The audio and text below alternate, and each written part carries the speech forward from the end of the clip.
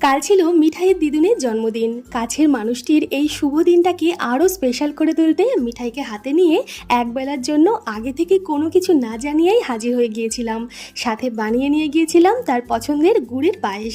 আমাদের হঠাৎ দেখে সে অবাক হওয়ার সাথে সাথে ভীষণ খুশি হয়েছিল। গিয়ে রান্না করলাম বাসন্তী পোলাও ও খাসির মাংসের কারি।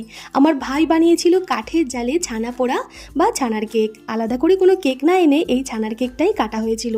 আর এই সব কিছু দিয়ে সাজিয়ে গুছিয়ে তাকে খেতে দিয়েছিলাম। সে ভীষণ খুশি হয়েছিল।